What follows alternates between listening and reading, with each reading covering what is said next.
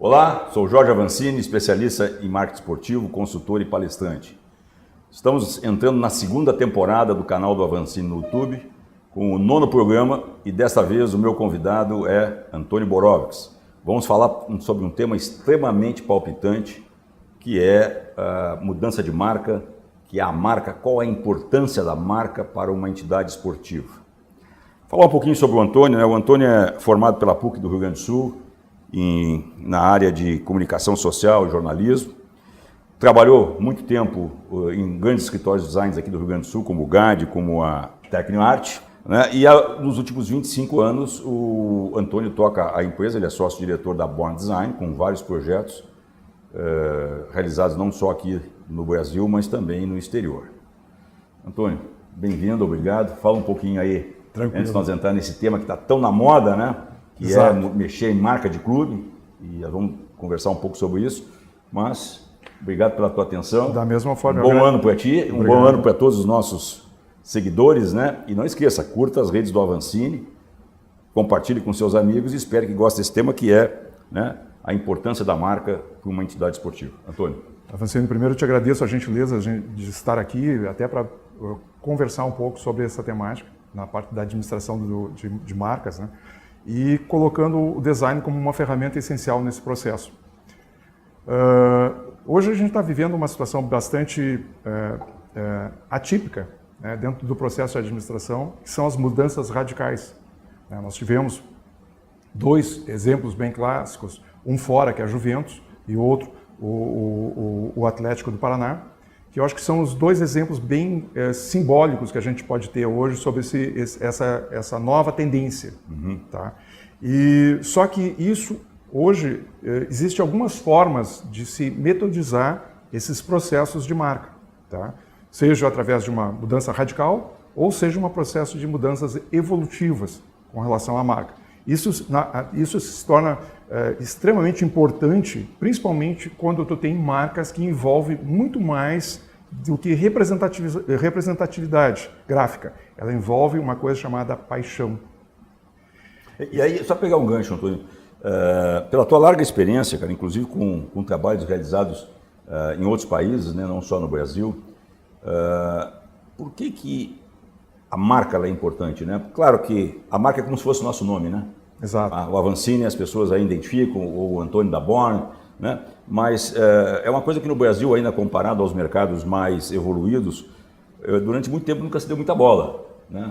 As próprias empresas, né, de cuidar da marca, e não vou falar nem dos clubes de futebol, eu acho que essa preocupação ela é mais recente.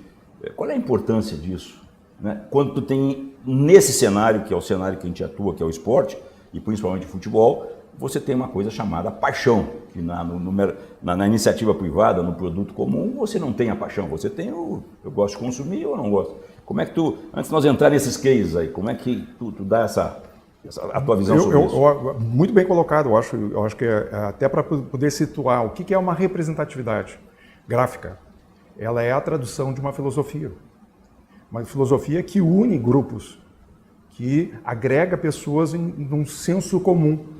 Então, assim, se tu pensar que uma marca, ela tem uma filosofia, ela tem uma alma, ela tem uma coisa chamada consenso e coletividade, que é o que rege boa parte de algumas nações e que rege também algumas marcas, né? Uma nação não deixa de ser uma marca, tá? Uma religião não deixa de ser uma marca, um clube de futebol não deixa de ser uma marca, uma empresa não deixa de ser uma marca, entende? Porque ela tem que agregar simbologia e filosofia.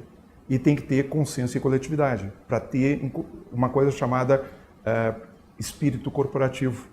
Se a gente pegar Maquiavel, no capítulo Soldados e Mercenários, a gente vai ver bem isso, quando o Maquiavel narra para o príncipe quais os tipos de fidelidade tu pode ter com relação a um sistema que está sendo criado. Tu pode pagar, ou tu pode criar lealdade. E quando se cria... na proposta. Acreditar na proposta. Por exemplo, assim, quando tu cria a lealdade, tu abre um leque de N situações. Paixão, fidelidade, dedicação, comprometimento. Então, é uma coisa muito mais abrangente. É uma filosofia. Vamos pegar bem esse exemplo para traduzir hoje o que a gente faz com uma marca de clube. Que eu acho que nós temos que capitanear esse processo mais para o imaginário hoje. Um clube é paixão. Um clube é uma transferência de emoções para gerações, né? Que ela entra entre simbologias, cores, grafismos, formas físicas, que é o que compõe uma marca. E na realidade, ao eu olhar aquela marca, o escudo, como o torcedor comumente conhece, o escudo do clube, sim, né, já tem que vir automaticamente no meu inconsciente toda uma história, seja boa ou ruim, que aquele escudo ou aquela marca me representa. É isso, esse é o foco. Né? Esse é o foco. E aí, quando tu compõe uma marca, quando tu monta uma marca, tu não monta ela simplesmente com um desenho. São vários fatores que a gente chama de mancha gráfica. Então é cor, é o grafismo, é o estilo, né? Padrão da letra, a fonte da letra. A fonte da letra, a tipologia. Então são N elementos gráficos que se compõem através do design para montar uma marca. A história da construção das marcas, a gente tem que pensar que ela está em paralelo a uma outra linha de desenvolvimento gráfico. Tá? Então vamos pensar o seguinte, as agregações esportivas elas se constituem a partir do começo do século passado. Né? Então assim, tu tem 1905, 1910, 1920... Até 1940 a maioria surgiu... Exato, tanto no mundo como específico no Brasil. Tá? Mas tem uma linha para traduzir uma agregação esportiva, chama-se a linha militar. Tá? Vamos pegar 1895, processos de unificação de países como Itália, Alemanha, processos de construção militar na Europa. Esquece Estados Unidos, que tem um outro foco disso aí, mas pega onde futebol e a construção de processos gráficos. Tá? Aonde vem essa inspiração para a construção das marcas gráficas? Vem do espectro militar. Então aí tu tem uma coisa chamada heráldica. Heráldica é a tradução de elementos de grupo para traduzir corporações militares. Então vem escudos, vem tipologias mais carregadas, vem divisão entre o que são as simbologias entre cidade, credos religiosos ou monarquias. Né? Até porque muitos clubes surgiram das organizações militares, né? Os amigos, os soldados, na hora de folga, começaram né, principalmente lá nos ingleses, a base foi na área industrial, na Revolução Industrial e na parte militar. Pegando isso, vamos trazer agora para o nosso negócio, que é o que gerou a maior auê no mercado aqui no final de 2018, que foi o Atlético Paranaense. Eu defendo que o Atlético sempre é um time que pensa fora da caixa em relação aos demais. O Atlético ele faz uma mudança radical na sua marca, inclusive questionando as cores, né, porque havia semelhança com outros clubes, com até mais conhecimento, que era o caso do Flamengo, do Vitória da Bahia, Atlético Goianiense, e isso gerou um desconforto geral, né? Eu acho que um saudosismo. Eu sou defensor e eu sei que tu trouxe aqui vários exemplos para a gente ver. Qual foi a tua opinião sobre essa questão do Atlético Paranaense ou dos outros exemplos, como a Juventus, o próprio Inter aqui, tu traz uma evolução, o América de Minas, e onde é que o Atlético errou, se ele errou, ou onde é que ele acertou? Eu só acho que ele teve um erro, na minha leitura, né? Ele faz o lançamento na véspera do jogo mais importante da história do Atlético, que era a final da Sul-Americana, que felizmente ele foi campeão, que se não fosse campeão, era uma derrota. Pela paixão, né, fica associado a uma marca perdedora. Como é que tu vê isso e dentro do que tu trouxe aqui para ilustrar o nosso seguidor? Vamos pegar então o primeiro exemplo do Atlético, né? Eu acho que isso essa cor, vamos pegar pelo simbolismo, pela cor, até para a gente ter uma análise bem mais... Primeiro, a metodologia, eu acho que foi colocada, ela foi dentro de uma coisa assim, ó, se der certo, deu certo, se deu errado, vai dar muito errado. Né? Então, ou seja, arriscou total. Arriscou total, visto que a situação era uma situação de fragilidade, eu acho que é uma situação de fragilidade, não é uma situação de conforto para poder fazer um processo desse. E ele foi um processo radical, sem consulta base, né? Sem pesquisa, né? Digamos assim, de que pode acarretar isso aí. Até porque é o seguinte, mudanças, todos nós temos uma resistência já codificada que chega até 35%. 35% da nossa área de conforto, ela é alertada para dizer não. Vamos dizer não. Para dizer não. Tá? Isso é inerente ao próprio processo psíquico que nós temos. Então, tu imagina quando tu tem isso em consenso e coletividade. Tu entende? Eu tenho uma marca que veio do meu pai. Eu não admito outra cor se não for essa. Eu não admito outro emblema, se não for esse. Eu carrego isso. Eu tenho camisas assinadas, eu tenho autógrafo. A minha vida inteira. A minha vida toda eu construí e me construí em cima disso aí. Então, essa mudança eu considero assim muito temerária e felizmente deu o que deu. As oportunidades surgiram e aconteceram de uma forma positiva. Mas isso vem já de uma tendência de mercado. A própria Juventus fez esse processo, só que eles usaram um processo de metodologia. Eles tiveram um argumento técnico de transformação, que também teve o desconforto, e ainda está tendo. Por quê? Vocês imaginem o seguinte, que a Juventus saiu de um processo emblemático de construção. Aqui no escudo anterior, é bem aquilo que tu fala lá da história, das cruzadas. Com certeza. Né? E até para chegar Os elementos do escudo aqui ainda são muito voltados à pena não ter trazido, mas eu podia até ter trazido a evolução da Juventus para chegar nesse escudo. Tá? Só que esse escudo é uma simplificação de um histórico que vem carregado de muito tempo. Só que partir desse elemento gráfico para uma simplificação, um processo mais minimalista, que é isso aqui, que é o modelo que está aqui. É o modelo que está aqui. É uma mudança 300 vezes mais arriscada para quem está administrando a marca. Por quê? Tu deixa de trazer um processo heráldico para trazer uma marca que é marca. Se eu comparado como uma Nike. Tu entende? Que projeta estilo de vida. Porque, Adidas. Porque eles estão pensando não mais em corporação esportiva, eles estão pensando em marca. Como negócio. Como negócio, exatamente. Eu ia chegar nesse processo. A paixão já não é 50%. Ela é 35%, o resto é negócio. É o que eu posso agregar e ter aplicabilidade de convívio. Entende? Isso que o torcedor não percebe, né, Antônio? Porque quando tu tens que, no mundo moderno, com a evolução, né, e clubes centenários, nós estamos falando aqui de muitos clubes com mais de 100 anos, é que tu tem que te adequar aos novos tempos, né? O tempo das redes sociais, o tempo da comunicação em tempo real. E quando eu tenho aqui, como a marca da Juventus, a própria, e essa foi a situação do Atlético, eu imagino, era se diferenciar de um universo. O Atlético ele se consolida como uma grande equipe hoje do futebol latino-americano, né? Com um estádio maravilhoso, um clube que há 20, 25 anos atrás não tinha o conhecimento que tem hoje, e ele não poderia mais ficar, na minha leitura, concorrendo com marcas mais tradicionais, como o Flamengo e outras que usavam as mesmas cores e até o mesmo estilo de uniforme.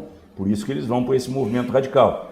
Aqui, no caso da Juventus, me parece um movimento também radical, mas ele elimina elementos no seu escudo que remetem à cidade, que eu acho que o touro aqui está ligado, tá ligado à cidade, né, exato. a Turim. Né, e ele vai para uma marca mundial. Até com um projeto de expansão da sua marca, né? Exato. Né? Que é o que está sendo trabalhado pelos grandes clubes europeus. Né? E aí, quando tu assume um processo desse, tu tem que estar muito embasado em um planejamento a médio e longo prazo de começar a vincular e desvincular. Sim. Tu tem que reconstruir. É uma reconstrução. Tu desmancha para reconstruir. Reconstruir, tu entende? Mesmo tendo as perdas, mesmo tendo as resistências, que vão sendo automaticamente convertidas em processos positivos, porque tu tem uma geração que está com outro método de consumo. A Juventus ninguém fala mais. Não, a Juventus já está consolidada. Já está consolidada. Ela hoje vende uma filosofia de vida, um convívio. Tu entende? Que é o que é a parte hoje do negócio da marca. Só para reforçar, a própria ida do Cristiano Ronaldo para lá está provavelmente por trás dessa estratégia de uma marca mundial. Né? Traz um cara que é um ícone e que tem uma forte imagem e que tu reforça todo esse processo. É que assim, o simbolismo dos valores que tu começa a agregar numa nova história que tu quer projetar, ele começa a se tornar viável graficamente. Então tu começa a se desapegar de processos para poder traduzir coisas que são mais atualizadas, porque tu tem uma geração de consumo, novos consumidores, que não tem o mesmo olhar. Podia passar o Manchester, é o mais radical pelo seguinte, né? Ele desagrega e ao mesmo tempo associa alguns elementos ainda que tem simbologia dentro da construção do processo da própria cidade, porque é uma cidade, ela está envolvida dentro de um processo. Então ela ainda mantém o barco, porque tem a questão dos portos, ela mantém ainda a ligação dos rios, mas ela modifica, ela tira o brasão, tira a heráldica e coloca em outro... Mas isso eu te diria assim, ó, é uma passagem subliminar. Isso é importante porque quando vier a marca do Inter nós vamos falar, ele tira a águia e tira as estrelas. Tira as estrelas. Tira as isso estrelas. Para muitos aqui no Brasil... Seria mas é que é assim, ó... E simplifica a leitura, né? Não, simplifica. Só que tu mantém os elementos de agregação. Tu mantém ainda. Porque tem um simbolismo, porque tu tem uma cidade. Então a construção da cidade, do imaginário da cidade, é que fortalece isso aí. Então aí tu tem um elemento associativo, que é a própria comunidade, a própria localidade. E aí tu não consegue desassociar. Um outro que eu acho que pode ser interessante é o Paris Saint-Germain. Paris Saint-Germain também teve uma passagem bastante significativa, atualizando, mas também subliminar. Primeiro, ele não desconstrói, mas evolui nos elementos. Né? O que eles queriam? Queriam reforçar a cidade de Paris. Eles queriam estar agregado realmente a todo o espectro que a cidade tem de imaginário. E tanto é que eles tiram o berço, que é Luís XIV, que é o processo, mas mantém a flor da monarquia. Que é o símbolo da própria cidade. Dos reinados. Então, desde lá dos primórdios eles fazem uma passagem porque eles têm um elemento muito mais delicado. E o melhor simbologia é a Torre Eiffel.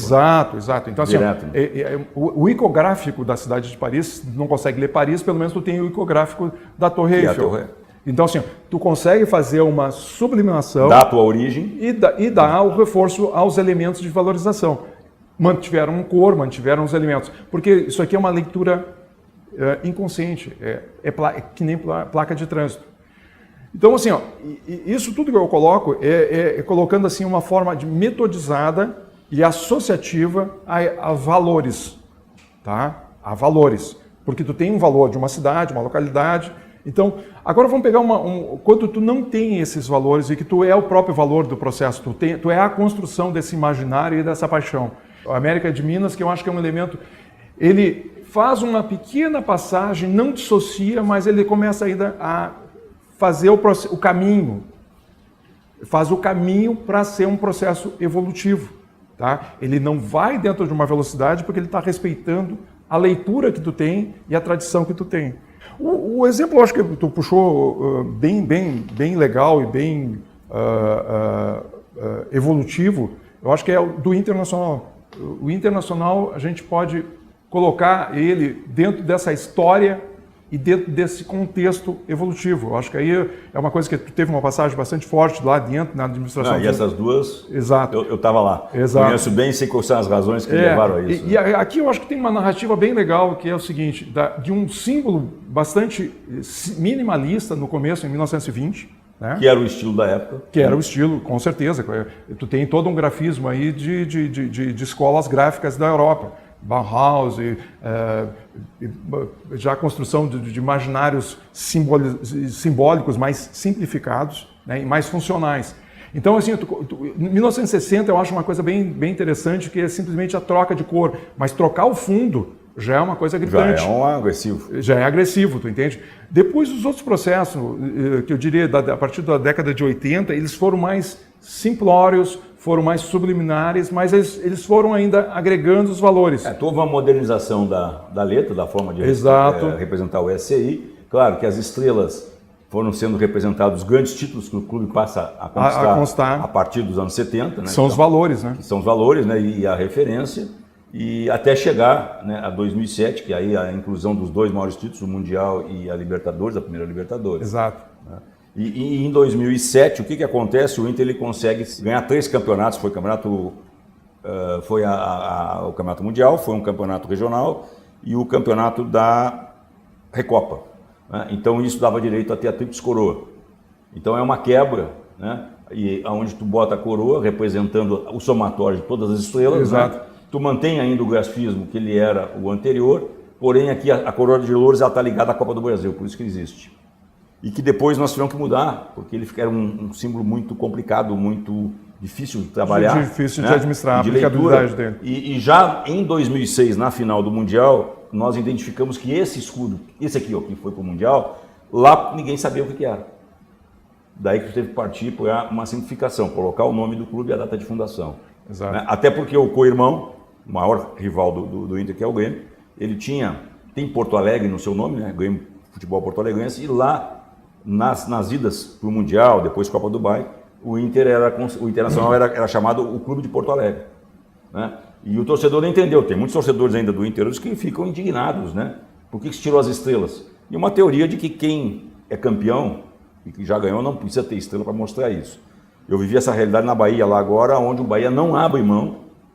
Seria uma heresia tu tirar as 2 estrelas dos campeonatos de 59 e 88, os campeonatos brasileiros, e efetivamente o Bahia mantém. Então eu acho que aqui mostra uma evolução. Exato, né? Exato. Eu acredito que assim, ó, a construção de uma marca mais simplificada, como a da Juventus ou do Atlético hoje, ele é um processo embrionário no país.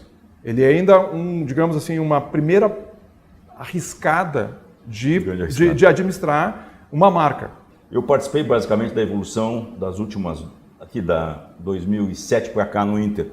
E na realidade não foi mudar porque, vamos mudar porque hoje eu acordei e resolvi mudar a marca, não. A gente foi sentindo uma necessidade de se adequar aos novos tempos e principalmente a dimensão que o clube tomou a nível de conhecimento internacional, principalmente a partir do Campeonato Mundial, em 2006. Então, isso aqui não foi porque um dia lá o maluco acordou e o cara tinha o poder. Não, né? Foi uma adequação ao mercado. Então, para nós chegar ao nosso fechamento do nosso programa, que mensagem tu teria para o torcedor, para o nosso seguidor aqui que está nos assistindo, já que gerou tanto buchincho? E outra coisa, o Atlético não foi o primeiro. Nós provamos aqui que tem, até no próprio Brasil já, vários clubes fizeram isso. Claro, o Atlético ele potencializou isso mais de forma mercadológica. Ganhou mais espaço. E gerou mais mídia, que isso é importante para ele. Quer dizer, durante 2 dias se falou só sobre isso, ou bem ou mal, né? Falem de mim. Mas qual é a tua mensagem para as pessoas que estão ali por trás, os presidentes de clube, o pessoal que mexe nos marketings, o que fazer, tio? Primeiro, eu acho que é uma mensagem bastante curta. Sejam profissionais. Tá? Uma marca tem que ter profissionais. A primeira coisa. Tá? Não façam pelo achismo. E no Brasil a gente já está cansado desse achismo porque o achismo dá errado. Contratem profissionais. Contratem pessoas que vão analisar realmente a situação e montar um cenário e vão chegar a conclusões. Se pode evoluir, se pode modificar radicalmente. São os dois caminhos básicos que a gente tem que ter. É profissionalismo para poder conduzir uma marca. É isso aí, pessoal. Chegamos ao final, então, do 9º programa, que abre a 2ª temporada do canal do Avancini. Se você gostou, curta, compartilhe com seus amigos. Hoje o tema foi extremamente palpitante, que foi a importância da marca, né, numa entidade esportiva, e agradecer ao Antônio por essa aula, não só de história, mas também que a gente possa entender que o nosso torcedor, seja ele do mais humilde ao mais ilustre torcedor de qualquer clube, possa entender que às vezes, né, mexidas são necessárias, mudanças são necessárias para que você acompanhe o processo da história e principalmente hoje, como tu falasse muito bem, os clubes deixaram de simplesmente ser uma congregação de amigos que jogam bola. Não, hoje são empresas e que disputam um espaço no mercado altamente competitivo. Não só o campo, mas, né, na busca de receita, fidelidade e torcedores por aí afora. Antônio, muito obrigado, parabéns. Obrigado. Pessoal, é isso aí, espero que tenham gostado. Compartilhe, curta o Avancini nas suas redes sociais. Um forte abraço e até o próximo programa.